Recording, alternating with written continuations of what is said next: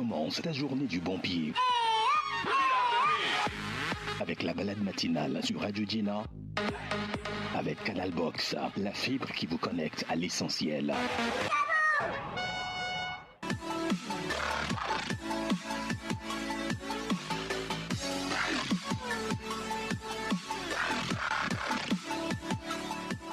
Bonjour à tous, c'est le matin sur Radio Djena et c'est un plaisir de vous retrouver pour ce nouveau numéro de la balade matinale. Nous allons nous intéresser à la jeunesse. Aujourd'hui, c'est les vacances, oui, mais les jeunes n'ont pas le droit de tout faire. Ils ont le droit plutôt ils ont le devoir plutôt d'être engagés et de savoir où est-ce qu'ils vont. Un seul jeune engagé peut transformer toute une communauté. Comment les amener à s'engager? On va en parler dans cette émission. Je suis Juanita Blavautry. Je suis accompagnée de deux grands hommes ici sur le plateau. Je suis tout d'abord à ma gauche avec Auguste Yao Dogbo. Il est le fondateur de l'Institut privé laïque Auguste Legrand. Bonjour monsieur. Bonjour madame. Un plaisir comme toujours de vous avoir ici. Merci beaucoup. Voilà. Armand Kossi Akakbo, lui, il n'est plus à présenter. Il est le promoteur du concours d'exécution de chant académique. Il est également enseignant intervenant au lycée Le Jourdain. Bonjour monsieur. Bonjour.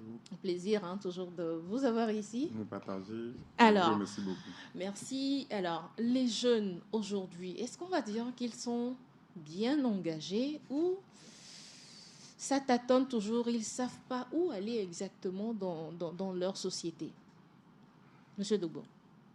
Merci beaucoup pour la question. Comme nous aussi, nous étions jeunes, nous tâtonnons toujours. Voilà, on se cherche, les parents nous disent où est-ce qu'il faut aller, nous aussi nous disons où nous voulons aller, et ce n'est pas toujours évident. Donc on tâtonne toujours. Et je crois que c'est tout jeune dans le monde qui est dans cette situation. Qui est dans cette situation. Voilà. Également David, Armand. Oui, je suis d'accord avec le doyen. Ils sont toujours en train d'errer. Comment faire pour les amener à s'engager sur le droit chemin ou sur le chemin qu'il faut pour être les leaders de demain que nous souhaitons tant? Bon, à ce sujet, le sujet est vraiment vaste. Et pour dire qu'il y a beaucoup de travail à faire sur le terrain. D'accord. Et ce travail, ça consiste à toucher tous les points que nos jeunes, nous les jeunes aussi, nous touchons avant d'accéder à l'âge adulte. Donc, il faut toucher presque tous ces domaines-là. Je ne pense même pas que le temps va nous suffire si nous devons débattre sur ce sujet. Alors, si on doit toucher ces domaines rapidement, qu'est-ce que cela serait? Est-ce que ce serait le leadership? Est-ce que c'est la mobilisation, l'engagement? Qu'est-ce que ça doit être concrètement? Primo, de mon avis, nous devons commencer par la sensibilisation. De ces jeunes-là? Les informer parce qu'il faut comprendre que la majorité des jeunes actuellement se cherchent. Ils ne savent pas comment s'orienter. Maintenant, comment passer le message que ces jeunes puissent aller à l'endroit de ces jeunes et puissent aussi acquérir ces connaissances-là et maintenant les mettre en pratique aussi, c'est un autre problème sur le terrain. De mon point de vue, il y a quand même plein de sensibilisations à l'ère actuelle qui se font. Déjà sur les réseaux sociaux, il y en a plein qui envoient des messages de sensibilisation dans différents centres que nous avons aussi. Ça se fait, n'est-ce pas, M. Dogbo? Oui, moi je crois que le premier point de cette sensibilisation, si on veut le dire ainsi, c'est l'école. C'est l'école et c'est la maison. Il faut qu'on éduque bien nos enfants à la maison. À la maison. Il faut qu'on les éduque bien aussi à l'école. L'école, pour moi, n'est pas un centre d'instruction. L'école, c'est un centre d'éducation. C'est pourquoi, pour moi, quand on parle de ministère de l'enseignement primaire et secondaire, je dis non. C'est le ministère de l'éducation. Nous devons éduquer les enfants avec la rigueur qu'il faut à partir des écoles et à partir de la maison. Et ce n'est que comme ça que demain, quand ils veulent se diriger, ils se diront, je me pose de bonnes questions pour pouvoir avancer. Et comme je le dis toujours, l'école, c'est comme un trépied. Il y a trois pieds. Il y a d'abord le jeune qui est venu pour se faire instruire ou bien se faire éduquer. Oui. Il y a les parents d'un côté et il y a l'école aussi, enfin les enseignants d'un côté. Et tout cela, si on les met en pratique comme cela se doit, on sortira obligatoirement un produit qui est bon pour demain. Voilà. D'accord.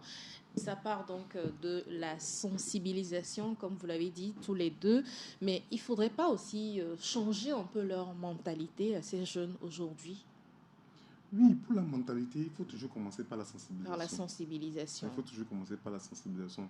Je rejoins le doyen qui a dit, OK, et quand on parle du ministère de l'enseignement, il faut reconnaître que sur le terrain, aujourd'hui, avant c'était le ministère de l'éducation. Maintenant, on a changé le ministère de l'enseignement. Cela voudrait dire que nous, les enseignants, on s'est dit, OK, nous n'allons plus faire l'éducation à l'école. Nous allons seulement faire l'instruction. Or, c'est faux. Quand l'enfant est avec toi, tu es comme son Dieu à l'école là-bas. Et ton comportement, tes attitudes, et comment est-ce que vous allez transmettre le message, il faut que ça soit un modèle pour cet enfant-là. Bon, moi, je parle justement de changement de mentalité en ce sens. Aujourd'hui, les jeunes n'ont plus ce respect que peut-être nous, notre génération, avait eu pour les enseignants. Vous les voyez côtoyer leurs enseignants et discuter avec eux comme s'ils étaient des égaux. Oui, bon, vous savez que chaque fois, on veut imiter l'Europe. Il y a un drame là-bas. Oui. Ouais. Nous ne sommes pas de la même culture. Voilà. Moi, je veux bien qu'un élève côtoie son enseignant, discute avec lui normalement, mais il y a des limites qui ne doivent pas dépasser. C'est aussi clair que ça. Oui. Comme on le dit, les oreilles ne dépassent jamais la tête, n'est-ce pas? Donc, il y a ce côté-là qu'il faut voir. Il y a ce côté qu'il faut voir sincèrement et régulièrement. Comme on le dit, par exemple, aujourd'hui, on dit on ne doit plus frapper les enfants à l'école et ceci. Ben, il faut trouver d'autres moyens pour les obliger dans un sens. Voilà. Nous, dans notre institut, c'est complètement interdit de frapper un enfant, de pincer même un enfant. Comment est-ce que vous les ramenez à l'ordre alors? Mais on les appelle, on leur parle, on leur dit ce qu'il faut faire. S'ils le répètent, il y a des travaux qu'on leur donne à les faire et on les oblige à le faire. Mais s'ils dépassent, on appelle le parent vient, on discute. Si après ça, il ne veut pas, nous, on est obligé de le laisser partir. C'est parce qu'il ne veut pas rester avec nous. Parce qu'on ne va pas se lever, nous avons 600, 700 enfants dans une école, on ne va pas se lever tous les jours pour le cas d'une seule personne et abandonner tout. Voilà, malheureusement. Je comprends. Monsieur Akapo, vous côtoyez très souvent les jeunes. Est-ce qu'ils sont amenés peut-être parfois à vous embêter ou à envoyer des paroles déplacées à votre endroit? Non, je peux dire que oui, effectivement, parce que les enfants, quand tu es avec eux, ils n'ont pas de limites. Ils n'ont pas de limites parce qu'à tout moment, ils viennent avec de n'importe quoi. Et moi, le problème, je dis, nous les enseignants, nous les premiers encadreurs, nous devons trouver la stratégie pour conduire ces enfants-là. Parce que ces enfants ne peuvent pas nous induire en erreur. Donc nous devons avoir la stratégie quand les enfants vont venir vers nous. Et on va leur donner une largesse, ils vont entrer dans le jeu, mais toutefois leur donner des limites. On vient le dire le doyen. Leur donner des limites, c'est très très important. Il y a des limites forcément à ne pas dépasser. Alors si nous parlons de ces jeunes qui sont l'avenir, qui sont les leaders de demain, comment les amener à être ces leaders pour pouvoir transformer cette communauté? Mais écoutez, moi je dis, excusez-moi, les enfants apprennent surtout par expérience. Oui. Qu'est-ce que nous, les parents, nous reflétons devant ces enfants? Est-ce que vous voyez? Si nous, les parents, même, nous avons des comportements indignes, comment voulez-vous que ces enfants deviennent dignes? Il y a ce problème qui se pose. Si nous, les parents, même, nous disons du n'importe quoi, si nous, les parents, même, nous mentons à longueur de journée devant les enfants, nous voudrions que ces enfants-là deviennent quoi? Si nous insultons les gens devant eux, est-ce que vous voyez? Oui. C'est tout à fait normal. Quand le papa et la maman se mettent à se bagarrer à coups de poing dans la maison, vous voulez que cet enfant fasse quoi demain? C'est ça. Si nous ne nous occupons pas, comme cela se doit, de nos enfants, vous voulez qu'ils deviennent quoi? C'est tout à fait normal. L'enfant ne fait que, comme le disait mon frère tout à l'heure, nous sommes la vitrine de ces enfants. Voilà, ces enfants se mirent en nous voyant, en disant « Ah, je veux devenir comme tel, je veux ceci, je veux... » Voilà. C'est comme ça. Et c'est à partir de la maison. Si les parents ne le font pas, nous, on prend la relève au niveau de l'école. Si nous aussi, on essaye à l'école que ça ne marche pas, là, ça devient grave. En dehors des parents, en dehors de l'école, est-ce que on peut envoyer cet enfant vers un mentor ou quelqu'un qu'on trouve qu'il peut facilement le suivre et l'aider sur le droit chemin? Pourquoi pas? Peut-être que nous, à notre niveau, la pédagogie que nous avons pour pouvoir encadrer cet enfant n'est pas l'idéal. Il y a des gens qui sont peut-être formés, qui ont le don de changer des enfants à qui on peut confier. Voilà, il ne faut pas croire que nous sommes détenteurs de la science infuse pour dire que voilà, c'est nous seulement qui pouvons changer ces enfants-là. Voilà. Monsieur Akako, je sais que vous également, vous avez proscrit le bâton de l'éducation vers les enfants. Comment est-ce qu'il faudra amener ces enfants-là à être des leaders, à prendre en charge leur communauté de demain? Ok. De mon côté, moi je dis souvent, les enfants, ils savent actuellement qu'on ne doit plus utiliser le bâton. Et ces enfants doivent aussi savoir que quand on te demande de balayer, une salle ou bien un endroit, ce n'est pas une punition aussi. D'accord. Bon, actuellement, on n'a pas de moyens vraiment que les autorités nous donnent pour pouvoir encadrer les enfants. Mais nous pouvons essayer d'ajuster. Et je vous donne un exemple. On peut utiliser le système de colle où les enfants, on peut les mettre à travailler. C'est-à-dire que l'enfant, il est de cette manière que quand vous imputez sur son heure de divertissement, il est très fâché. Je donne un exemple. Il termine le cours à 14h. À 14h, il sait qu'après 14h, il a déjà un programme. Il va aller à la maison, il va aller jouer avec ses camarades, il va aller faire des choses-là. Donc, vous dites, OK, vous êtes retenu à partir de mercredi, à partir de 14h. Vous les mettez dans une salle. Vous mettez une épreuve à leur disposition. Chacun traite à sa manière. Donc, c'est un système où tu punis l'enfant. Mais tu essaies de l'amener... lui inculquer quelque chose en retour. De l'amener aussi à travailler automatiquement. Mais quand tu dis, OK, vous punissez l'enfant, vous lui donnez les balais. Même à la maison, quand on va lui dire de balayer, sa chambre, il dira que non, c'est comme si c'est une punition. C'est une corvée. Et donc, je vois que nous devons, dans le domaine de l'éducation, c'est le domaine trop vaste. Il faut que nous, les premiers responsables, nous essayons de puiser le pour et le contre. Les enfants ce ne sont pas nos ennemis. Ils sont dans la phase d'apprentissage. Et dans cette phase d'apprentissage, ils reçoivent tout. Maintenant, à nous de leur dire, OK, ça là, tu dois concevoir ça de cette manière. Tu dois prendre ça là de cette manière. Tu dois utiliser ça là de cette manière. Et c'est comme ça, vous voyez que l'enfant devait arriver à un moment de la vie et il a acquis un peu d'expérience. Et il va essayer de juger. Et ça marche avec vos élèves au niveau du jardin? Bon, je ne peux pas dire que ça marche totalement. Mais on arrive à quand même à faire sortir certaines personnes qui étaient dans ce cas, à trouver choses. Mais d'autres, je vois qu'ils ne sont pas venus pour fréquenter. Peut-être que le parent, tout le monde est sorti de la maison. Eux aussi doivent sortir de la maison. C'est pour cela qu'ils sont dans les écoles. Au niveau d'Auguste Legrand, vous osez quand même l'excellence. Et c'est d'ailleurs votre slogan. Est-ce qu'il vous arrive de constater de ces canards boiteux, comme on les appelle souvent, qui refusent de rentrer dans l'ordre établi? Non, ça arrive, mais à force de répéter, ils finissent par comprendre que c'est leur avenir qui est en jeu. Et ils essayent pour nous, c'est la réussite qui est le plus important à la fin. Le comportement, on essaie par tous les moyens pour pouvoir leur faire comprendre que ce n'est pas la bonne voie. Et ils finissent par comprendre. Vu que vous osez l'excellence et que vous y arrivez très bien, Auguste Legrand, donnez-nous le secret pour que la jeunesse puisse également oser et pouvoir ravir plein de choses dans l'avenir. Non, nous c'est le secret de l'excellence, c'est d'essayer tous les jours et à tout moment de faire bien et très bien ce qu'on a à faire. C'est comme ça. En s'appliquant. Ah non, c'est une application totale.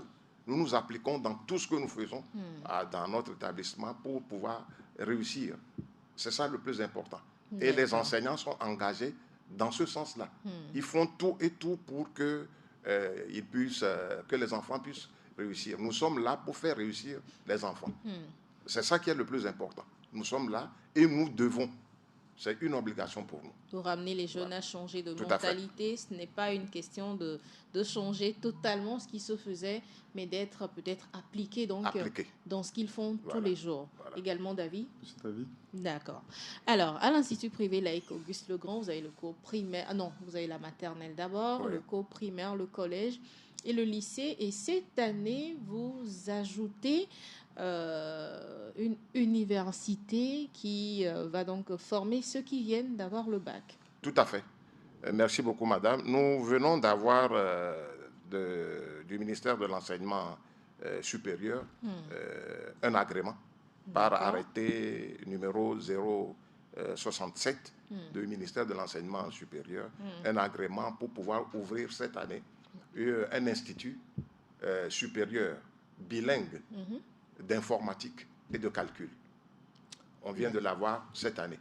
Et nous allons former, si je peux vous dire, en licence professionnelle, c'est-à-dire Bac plus 3 cette année, avec ouverture dans les années à venir pour pouvoir former des ingénieurs au même titre que l'EPL de l'université.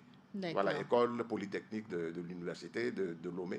Nous allons former sur les mêmes formats en intelligence artificielle, en automatique et informatique industrielle, et en informatique et système d'information.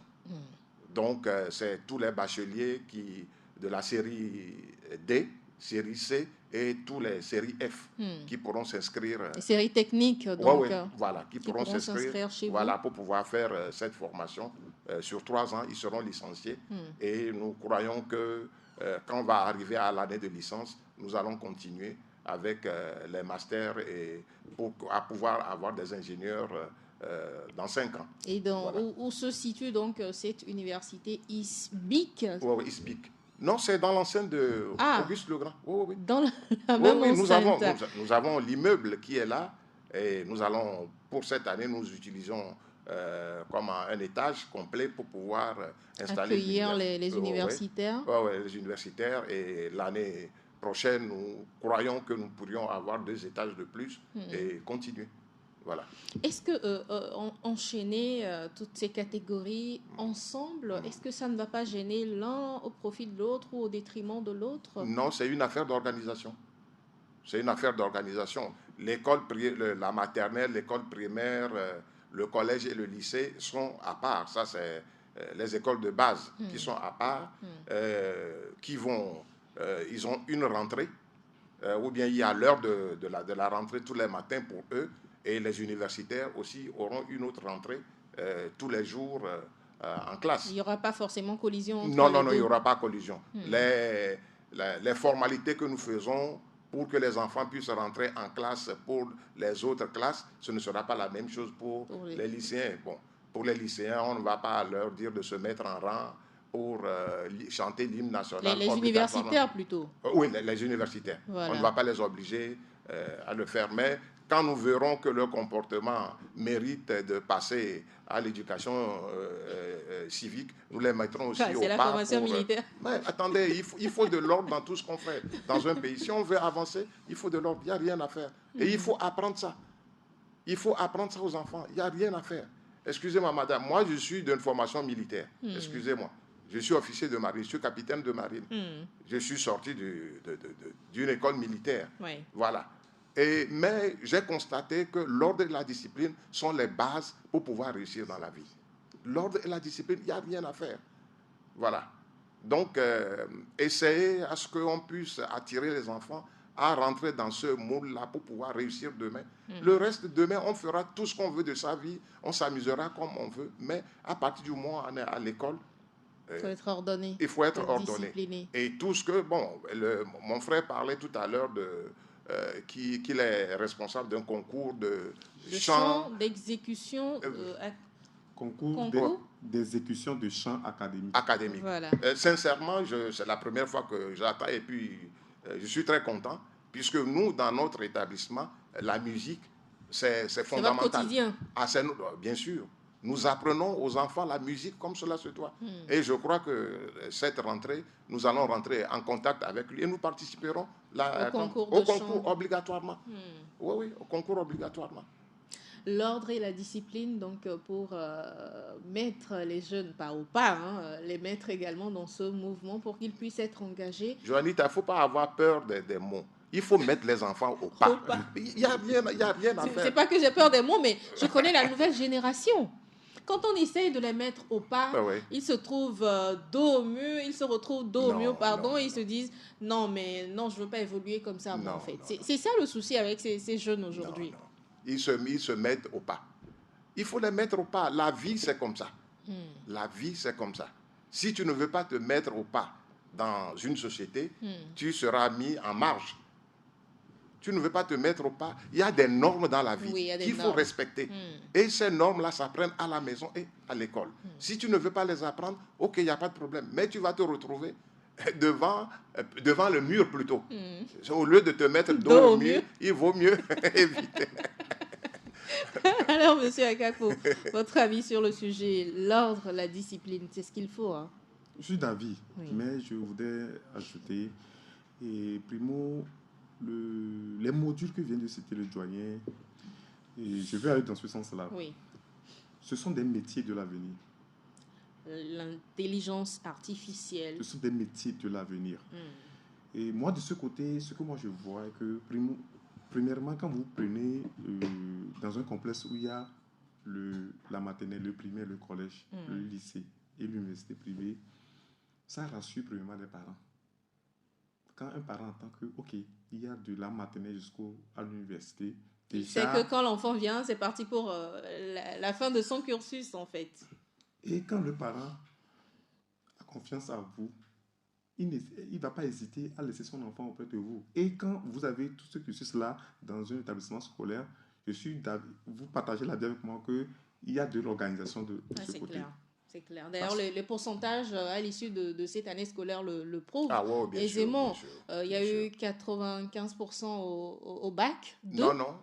On a eu 100% au CEPD. Oui. Nous avons eu 95% au BEPC.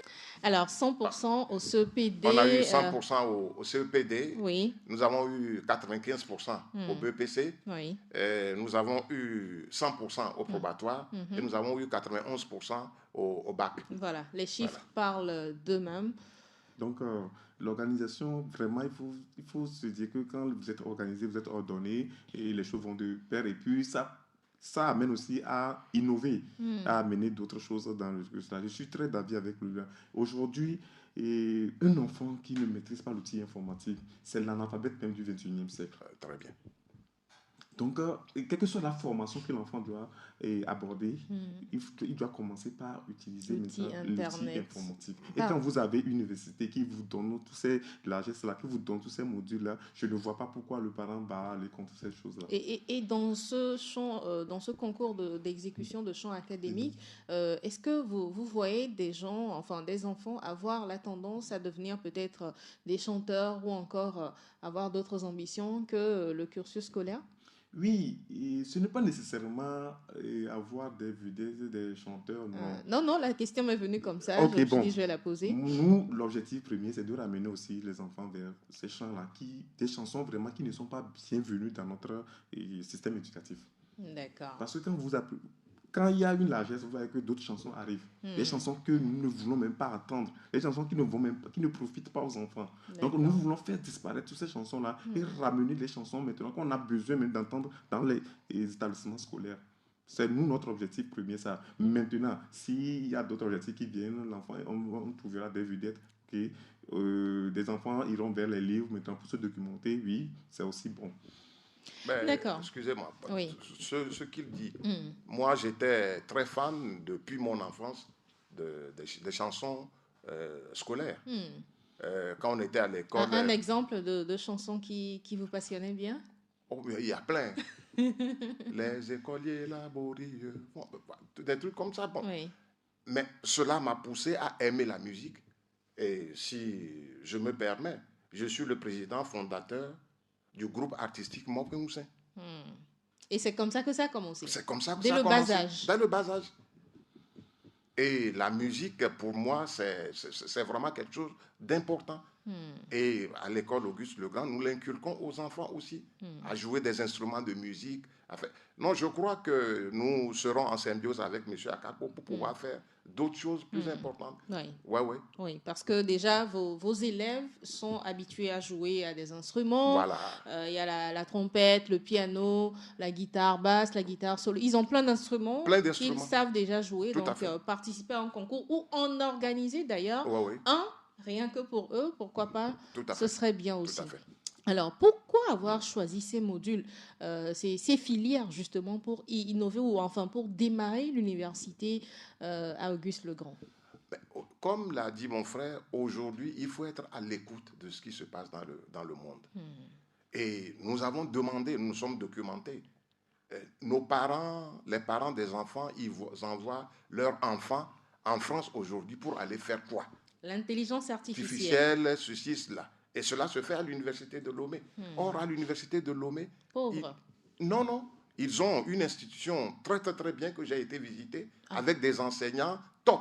Ben, c'est ce que nous pensons, que ici chez nous, les enseignants ne sont pas de qualité pour donner ce qu'il faut. À l'université de Lomé, nous avons des enseignants, des professeurs agrégés qui sont là-bas. Des gens vraiment, vraiment, vraiment bien. Mais vous convenez avec moi, M. Dogbo, qu'un élève ou un étudiant qui finit son cursus à l'international et un autre qui finit son cursus ici à l'université de Lomé, quand vous allez postuler le dossier, il penche beaucoup plus du côté de celui qui a fait l'international. Bon, ça dépend devant qui vous envoie le dossier.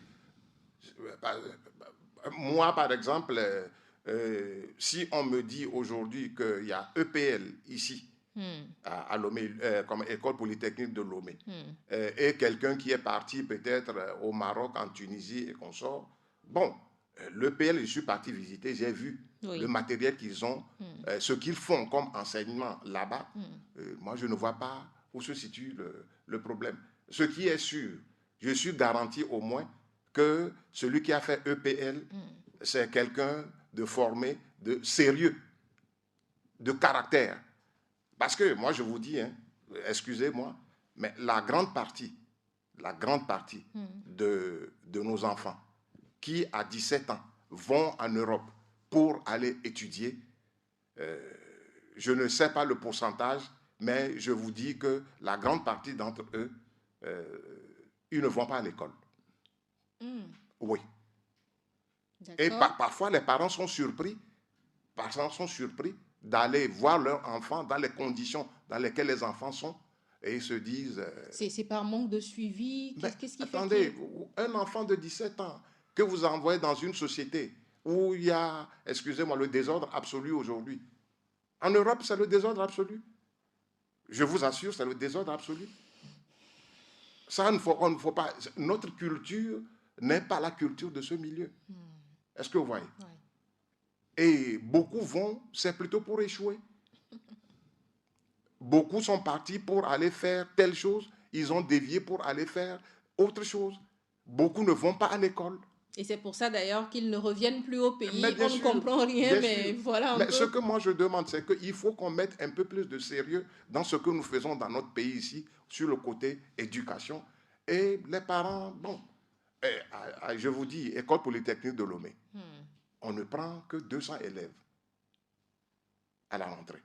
Et les enseignants là-bas m'ont dit qu'ils ont autour de 1500 et 2000 candidatures. Ils font une sélection. Ils font un concours. Et c'est les meilleurs seulement qu'on prend. Les autres sont où? Et parmi les meilleurs, il y a des meilleurs qu'on prend. Est-ce que vous voyez?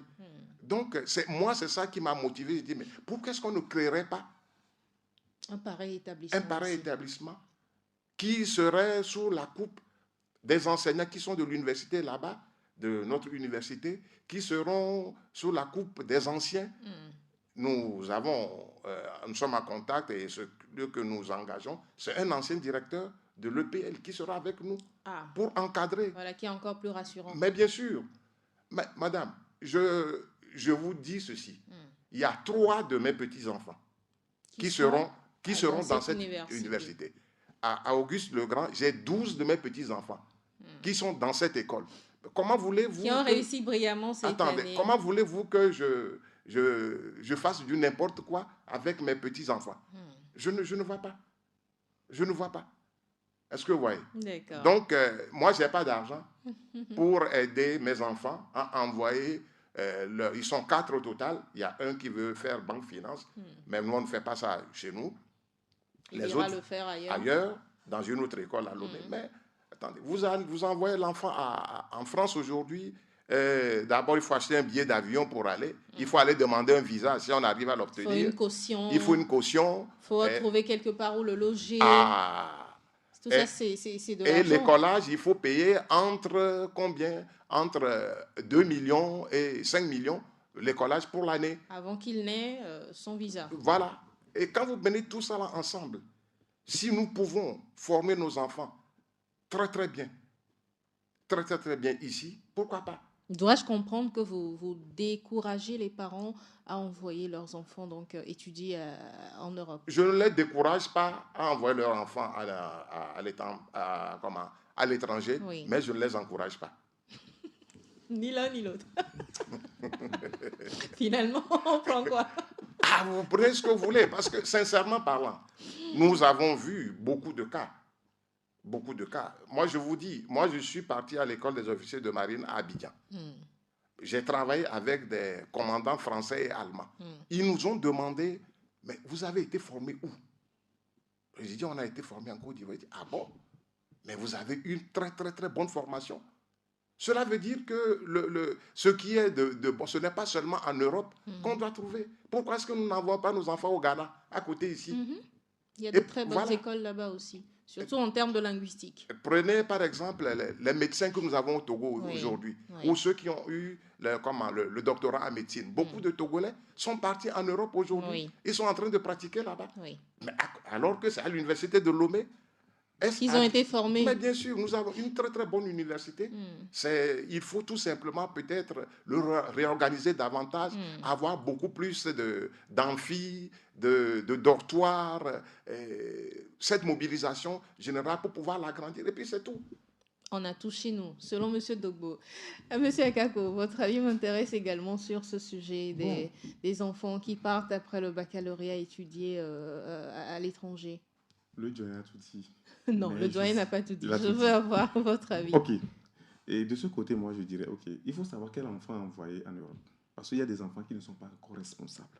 Quand vous les envoyez là-bas, c'est pour les faire de n'importe quoi. Et ils reviennent ici, c'est pour venir copier des bêtises et ramener ici, partager aux autres, à la jeunesse. Oui. Donc, le doyen ne dit pas nécessairement de ne pas envoyer des enfants en Europe. Ici, au Togo, il faut comprendre la réalité que nous avons sur le terrain, le besoin que nous avons sur le terrain. Et quelle est cette réalité? Et quand les universités de la place ont trouvé ce besoin et qu'ils trouvent des formations appropriées à ce besoin, je ne vois pas pourquoi nous devons encore envoyer nos enfants à l'extérieur. Mais vous êtes d'avis quand même qu'à l'université de Lomé, on n'a pas tout ce qu'il faut? Oui, mais moi, personnellement, je n'ai pas fait un tour de l'université pour vous donner une réponse concrète. Mais je vais dans cette logique où nous devons aussi valoriser ce que nous avons chez nous. Parce que ce que nous avons chez nous reflète automatiquement la réalité que nous avons.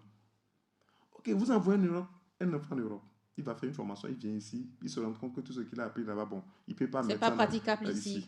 Bon, tu vois, quand vous êtes le DG, qu'avec cet employé, vous aurez tous les problèmes de ce monde-là.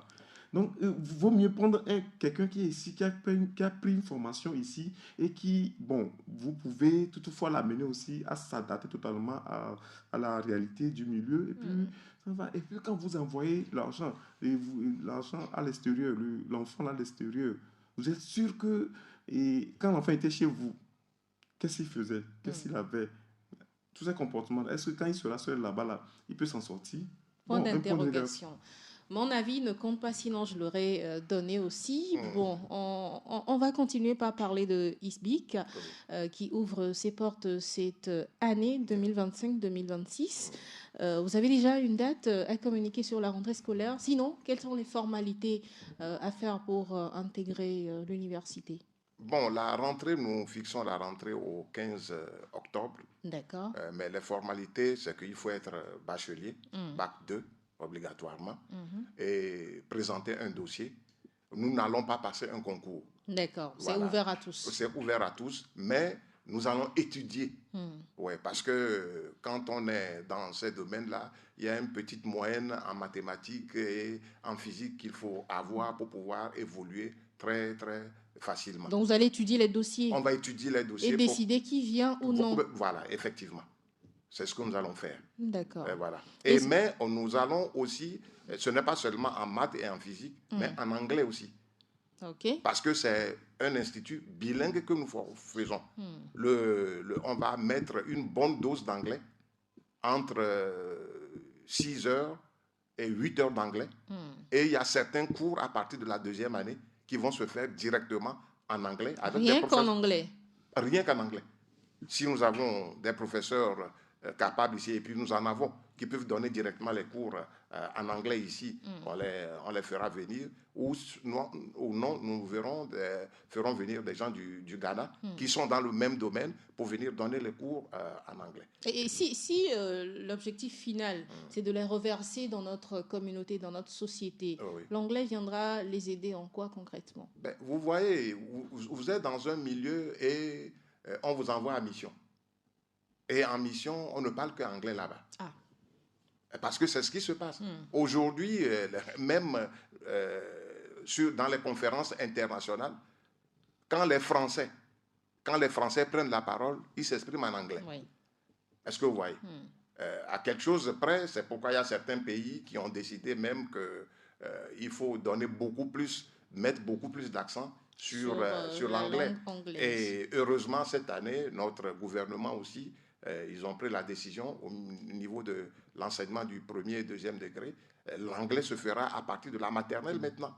Ah, d'accord. Oui. Ils ont même fait des documents qu'ils nous ont envoyés. Pour la maternelle Pour la maternelle.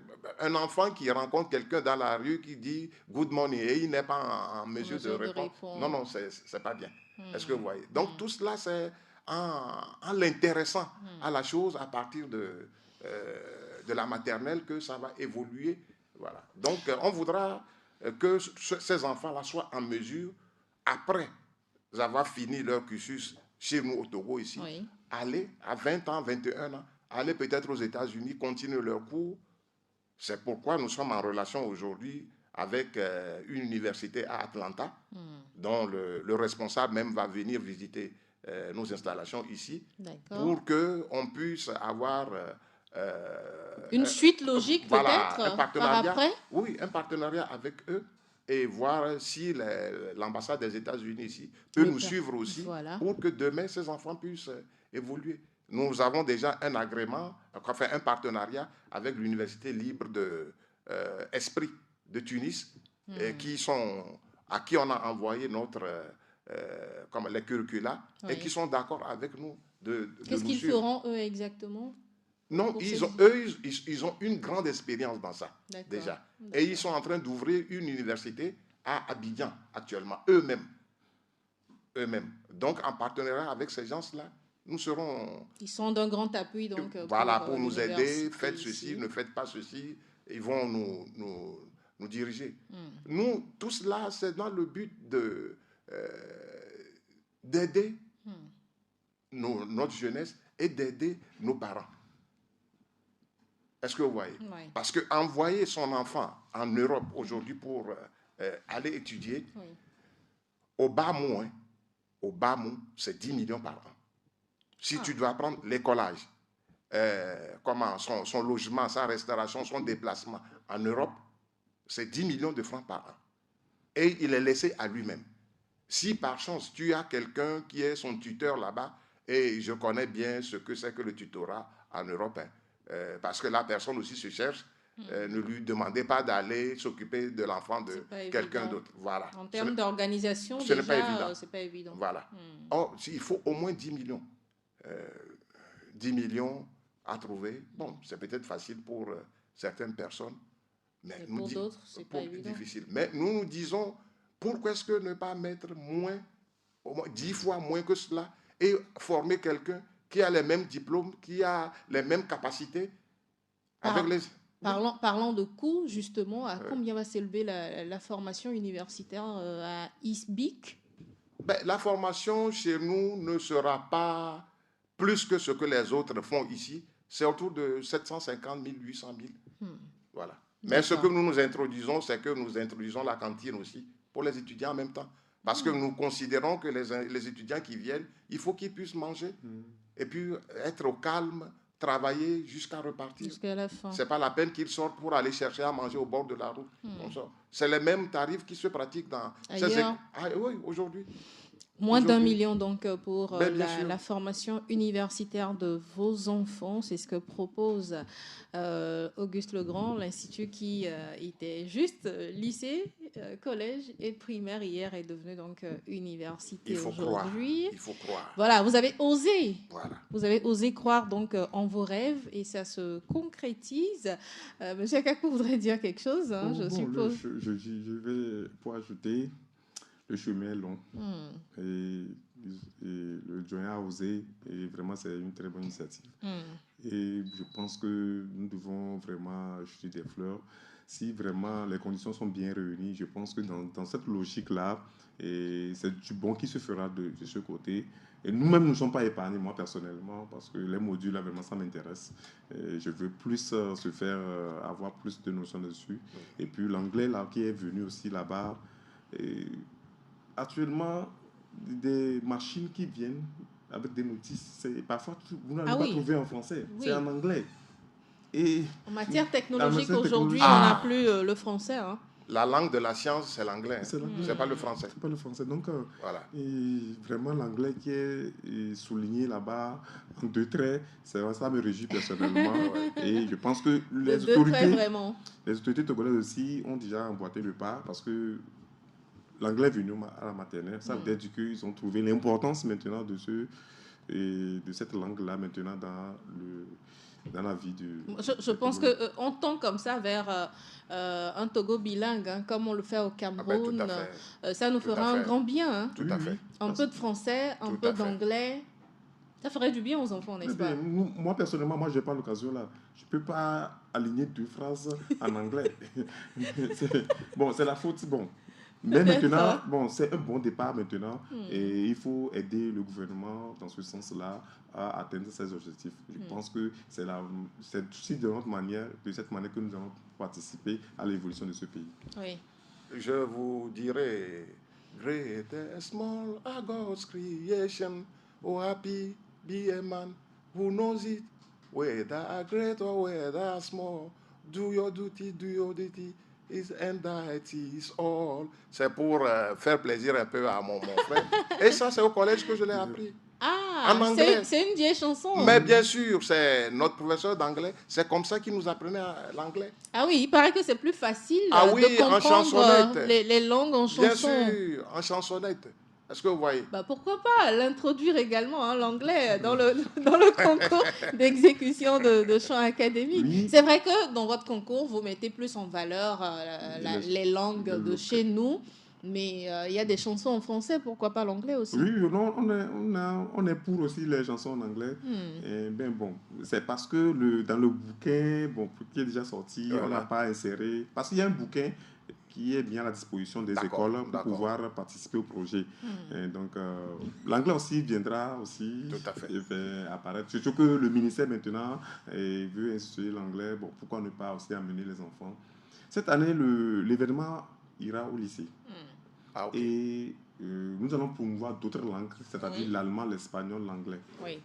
Donc, et vous conviendrez avec moi que nous sommes en train de travailler sur le projet. D'apporter des modifications pour que ça soit apprécié et puis que ça rentre dans les objectifs vraiment du ministère. Oui. En tout cas, ISBIC donne envie de retourner à l'université. Oui. Moi particulièrement, j'ai bien envie de refaire mon cursus universitaire avec ISBIC. Peut-être que j'apprendrai plus l'anglais. Quand je vais aller prochainement au Nigeria, ils ne vont plus m'influencer. Voilà, je cherchais le livre de chant académique. Mon livre de chant académique. Ah, ben ça, qui est rempli donc de tous ces chants académiques qui ont bercé notre enfance. Voilà, vous voulez vous en procurer. Bon, faites-nous signe, Gina. Bon, pour les établissements, nous mettons toujours un livre à la disposition gratuite et à la disposition des établissements gratuits. C'est dans ce livre que l'encadreur doit apprendre les chansons, doit travailler avec les enfants. Mais, écoutez, nous, c'est avec plaisir. Je ne sais pas à quel prix ça se vend, mais nous... C'est à 1200 francs l'unité. Nous, on prendra une dizaine pour notre école, pour l'école primaire, déjà. On y retrouve près de 50 chansons. Hein. Très bien. Voilà, 51 chansons. Très bien. Il y a l'hymne du Togo, il y a Au clair de la lune, le coq chante le jour pareil. Voilà. Il y a plein de chansons, Debout, camarade, il est temps de s'en aller. Voilà. Bon, c'est un livre qui est très riche. Oui. J'en avais pris un, mon fils l'a séquestré, donc j'en ai pris un autre. Et ça fait plaisir. Si vous voulez vous en procurer, monsieur Akako est là pour vous en procurer.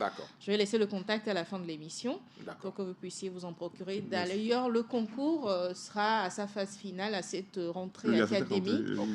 Parlez-nous un tout petit peu de comment ça s'organise. Bon, l'année était un peu courte, donc on n'a pas pu faire la grande finale.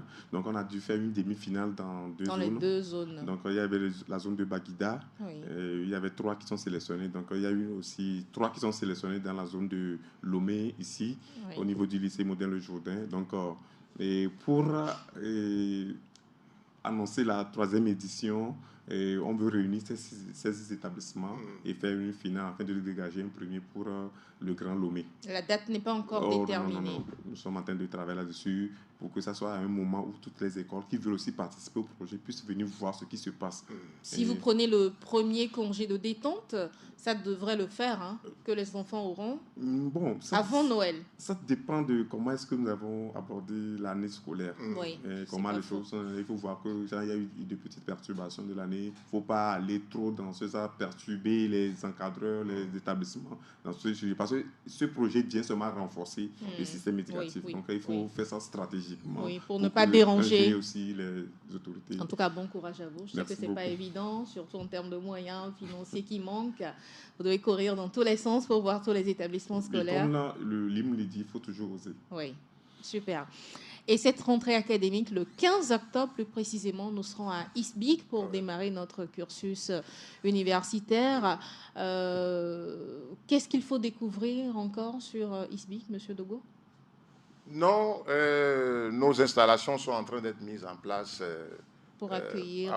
les salles climatisées comme à l'université. Oui, comme à l'université. Le matériel qu'il faut nous a été cité, on est en train de les acquérir. Donc, tout est en bon chemin. Bien sûr, bien sûr. Il n'y aura pas de report. Non, il n'y aura pas de report. On commencera. Et ça, vous pouvez être sûr, avec le nombre que nous aurons, nous commencerons. Et nous viendrons constater. Il n'y a pas de souci. Il n'y a pas de souci pour ça. J'ai une petite question pour le doyen. Oui. Bon, vous avez abordé le cadre d'université, mais vous n'avez pas abordé la base même, le primaire, la maternelle, le primaire, le collège. Il en avait parlé dans une autre émission, raison pour laquelle on n'est pas revenu trop là-dessus, mais on peut rapidement en parler. Comme toujours, la rentrée, nous respectons les dates du gouvernement. Fixées par le gouvernement. Oui. Mais cette année, nous avons fait une innovation, 2 innovations même. La première innovation, c'est que nous avons fait les frais de scolarité tout en un. C'est-à-dire que vous payez un frais et vous avez tout. Quand on parle de tout, de quoi s'agit-il? C'est-à-dire l'uniforme, on vous donne les uniformes, on vous donne les livres, on vous donne les cahiers, tout ce qu'il y a comme activité dans notre établissement, tu participes à volonté. Tu veux apprendre le karaté, tu veux apprendre le taekwondo, tu veux jouer au tennis de table, tu veux jouer au handball, tu veux tout ce que tu veux, tu le fais. Quand, par exemple, il s'agit des sorties pédagogiques pour aller à la foire et qu'on sort tout cela. Tout est inclus dans le frais. Tout est inclus dans ça. La cantine aussi est inclus dedans, automatiquement. Donc, et les frais s'élèvent à combien au niveau de la maternelle? Au niveau de la maternelle et de l'école primaire, c'est la même chose. Si je ne me trompe pas, c'est autour de 180 000 francs. La cantine est tout dedans. Voilà. Au niveau du lycée, ça doit être autour de 205 000 francs. 205 000 francs. Tout inclus. Et au niveau du lycée, c'est 280 000 francs, je crois. C'est autour de ça. Donc, vous avez tout lorsque vous payez donc, ces frais. Bon, c'est en tranche, hein, ce n'est pas le tout que vous versez en montant. Non. Nous connaissons les réalités du pays. Mais autre chose que je dois vous rajouter, nous avons eu aussi un autre agrément cette année. C'est l'ouverture des branches techniques dans notre établissement. Ah oui, vous en parliez la dernière fois, justement. On a une branche technique. La branche technique nous permettra de former en électro-technique et en électronique. Ok. Et voilà, c'est les deux que nous avons eu un large éventail, mais nous avons dit nous allons commencer avec les deux d'abord. Voilà, qui forment le BT, le brevet de technicien. C'est réservé aux jeunes, et moi je dis généralement c'est aux jeunes qui ont 17 ans. Et plus. Ouais, et plus, qui ont le BEPC. Il faut obligatoirement avoir le BEPC. 16 ans, bon, à la limite, mais 17 ans, et qui peuvent souffrir après au niveau du lycée et qui veulent apprendre en même temps un métier. Parce que en 3 ans, vous avez le BT, qui est l'équivalent du bac, et vous êtes dans la vie active. Automatiquement. Vous gagnez votre vie en même temps. Voilà, c'est ça. Donc, nous avons eu l'agrément et nous l'ouvrons. Et puis, il y a plusieurs jeunes qui sont aujourd'hui au niveau de... qui ont eu le BPC, mais qui sont partis heurter au probatoire. Voilà, qui se demandent qu'est-ce que je fais. C'est une épine qu'il va falloir finalement enlever. Bon, Bon, je dis ça, je dis rien. On va pas faire ce débat. Donc, nous disons à ces jeunes-là de venir se former au BT, c'est un diplôme qui leur permet de continuer après pour aller faire un BTS. Oui. Est-ce que vous voyez? C'est important. Donc, on va l'ouvrir cette année et avec naturellement une dose très élevée de l'anglais. Obligatoirement chez nous. Tout chez nous, l'anglais, il n'y a rien à faire. On le faisait depuis, mais je vous donne, M. Akakpo, chez nous, à partir de la 6e, vous faites 5 heures d'anglais. 5 heures d'anglais et avec des méthodes qui sont pointues. Au bac cette année, je crois que la moyenne la plus faible de nos élèves de terminale D, en anglais, c'est 15. Il y en a qui ont eu 19. Il y a de quoi avoir une université, alors. Bien sûr, bien sûr. Aujourd'hui, on ne peut plus jouer avec l'anglais. On ne peut plus jouer. Dans notre établissement, à partir du lycée, on apprend plusieurs langues. À partir du collège, on fait l'allemand aussi. Voilà. Mais à partir du lycée, on fait le chinois. On fait le chinois. Vous avez également un parrain chinois sur l'établissement? Oui, on fait le chinois et on fait le portugais. Le portugais, parce qu'il y a 6 pays quand même en Afrique qui parlent le portugais. Pourquoi ne pas rencontrer quelqu'un qui vient de l'Angola et lui discuter avec lui? Oui, non, même en lui disant bonjour, bienvenue dans sa langue, ça lui fait plaisir. Voilà. Et puis c'est beaucoup plus convivial, c'est tout.